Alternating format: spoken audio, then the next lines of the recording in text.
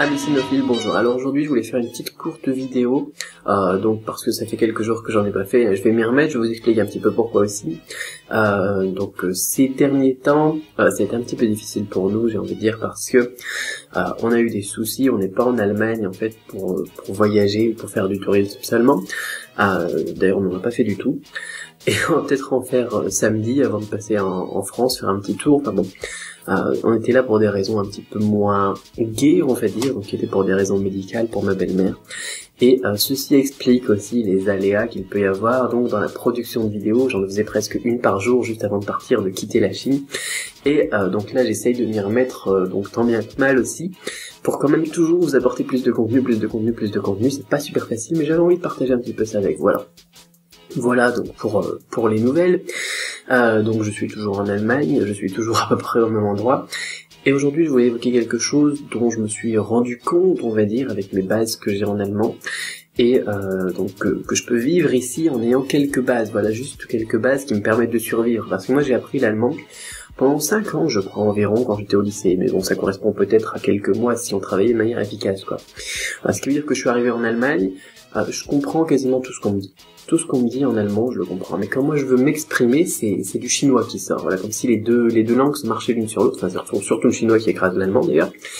Et ça me pose des difficultés. Alors les gens ils me répondent en allemand et puis moi je leur pose des questions en anglais. Et eux c'est pareil. Ils ont appris l'anglais à l'école et plutôt pas mal, on va dire. Soit ils me répondent en anglais, soit ils me répondent en allemand. Et je comprends. Donc ça nous permet d'échanger.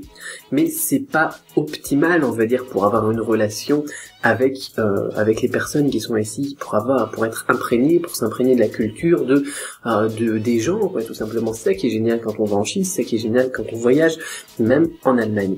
Et ce qui fait vraiment la différence, c'est que je me force quand même à sortir des phrases en allemand. Voilà, je dis ich spreche nur ein bisschen Deutsch. Voilà, je parle un petit peu seulement allemand. Et ça fait déjà toute la différence avec une dizaine, une vingtaine, une cinquantaine de phrases. Donc je connais des expressions très courantes. Voilà, je dis au revoir, je dis bon, le mot qui met à toutes les phrases, c'est Genau. Voilà. Donc c'est des choses que je peux utiliser qui sont géniales parce que rien que le fait d'utiliser 10 phrases, on va dire, si j'en utilise un petit peu plus, mais voilà, rien que le fait d'utiliser 10 phrases, je pourrais très bien limiter à 10 phrases, ça fait toute la différence par rapport au touriste qui ne connaît rien. Voilà, on a plusieurs étapes. Soit on a le touriste qui connaît rien, qui arrive comme ça, sur place, et qui se dit, voilà, je me débrouille avec l'anglais, je me débrouille avec mon français, je me débrouille avec la langue des signes, enfin, la langue des signes, voilà, quoi, ça c'est la langue des signes, quoi, je veux du café. Voilà, c'est pas vraiment la langue des signes. Et donc ça c'est le premier type de touriste. Et honnêtement, un touriste comme ça, on n'a pas vraiment envie de l'aider. Voilà, moi, j'ai pu voir ça souvent aussi en France, et les Français ils sont pas super cool avec les touristes d'ailleurs, mais bon, on a des touristes qui arrivent et qui connaissent pas un mot de français, et puis ils arrivent et ils commencent à débiter en anglais, à débiter, comme si, eh bien, nous autres Français, on devait comprendre, voilà, parce que c'est la langue internationale, donc tout le monde devrait comprendre l'anglais. Et pendant un moment, je me disais, les Français, au final, ils sont nuls en langue. Bon, c'est pas les meilleurs quand même, mais au final, il y a aussi une barrière psychologique quand on a quelqu'un qui arrive comme ça, qui s'arrête pas, qui parle et qui suppose, ça peut être un petit peu, qui suppose voilà, qu'on comprend tout, ça peut être un petit peu mal vécu, mal perçu. Et c'est pour ça que parfois, je vois des Français qui sont pas super aimables avec les touristes ou qui les envoient dans la mauvaise direction ou des choses comme ça. Peut-être vous pourrez partager aussi vos expériences dans les commentaires. Et ça fait toute la différence quand on a quelqu'un qui arrive, un anglophone ou n'importe quoi de n'importe quel pays, qui commence à dire « Bonjour, je suis perdu » et qui après enchaîne, qui dit « Je ne parle pas français » ou « Je parle un petit peu français » avec un petit accent et tout ça. Et qui ensuite enchaîne en anglais. Parce que là, la relation, elle est pas mal partie, on arrive comme ça, et puis on parle dans la langue de la personne, comme il disait Nelson Mandela, voilà, si vous voulez toucher le cœur de quelqu'un, il faut lui parler dans sa langue, tout simplement.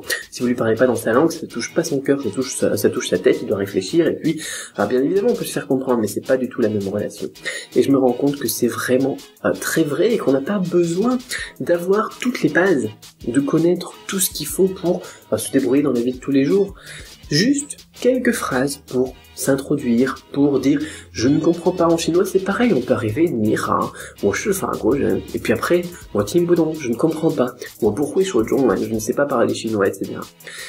Apprenez 10 phrases, parce que ça c'est le deuxième type de touriste.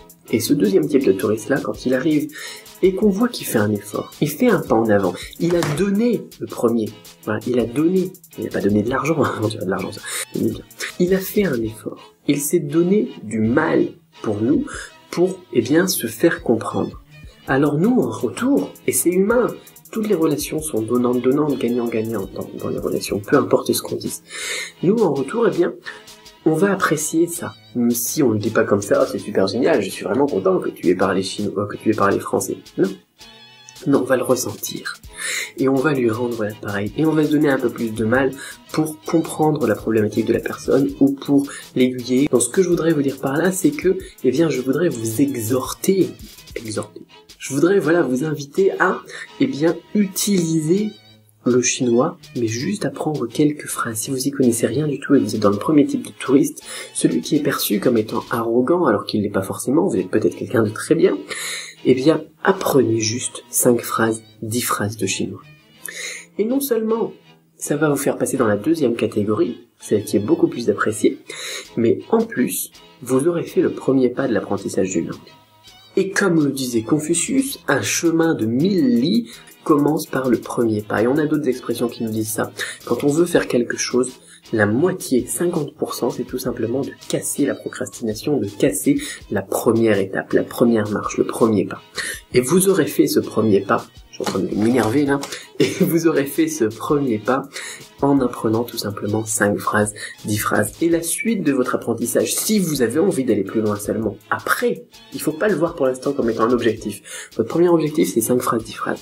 Si vous voulez aller plus loin, après, ça sera beaucoup plus facile, parce que vous aurez les bases de prononciation, les bases de structure, les bases de tout, quoi. Vous saurez déjà parler chinois. Bien sûr, ça sera pas beaucoup, mais vous saurez parler chinois. Et là, peut-être, seulement à ce moment-là, mais pour l'instant on s'en fout complètement, vous rentrerez dans la troisième catégorie, ce qu'on appelle en Chine les Zhongguotong, c'est ceux qui comprennent la langue, ceux qui comprennent la Chine, ceux qui comprennent les Chinois. Mais ça c'est juste l'étape après, on peut pas arriver à l'étape 3 si on n'a pas passé l'étape 2. Donc mon but aujourd'hui c'est tout simplement de vous inviter à faire ce grand saut, vous en figurez bien sûr, à faire ce grand saut vers l'apprentissage de la langue du chinois et à apprendre. Vous pouvez les choisir même si vous voulez, peu importe ce que vous choisissez, et apprendre ces 10 premières phrases en chinois. J'ai fait un petit livre, moi, qui s'appelle le kit, la crampe du chinois, je vous mettrai peut-être un lien dans la description, mais vous êtes même pas obligé de l'utiliser. Prenez une méthode à 6000, faites des recherches sur internet, utilisez Google Translate si vous voulez, j'ai déjà donné des astuces pour utiliser Google Translate aussi, et apprenez ces premières phrases. Et voilà, c'est tout pour la vidéo d'aujourd'hui. Alors je vous dis bienvenue dans la catégorie 2 des touristes, ceux que, eh bien, les gens aiment. En attendant, eh bien, moi je vais continuer à organiser mes futurs jours ici, parce que c'est un petit peu compliqué. Je vais être encore ici pour quelques jours. J'ai trouvé une voiture, je vous en reparlerai aussi. Et il faudra dire que je la change après parce que ça va poser des problèmes. Enfin bon, tout ça c'est des autres aventures. Donc on en parlera dans des autres vidéos. À très vite pour une nouvelle vidéo. Bye bye.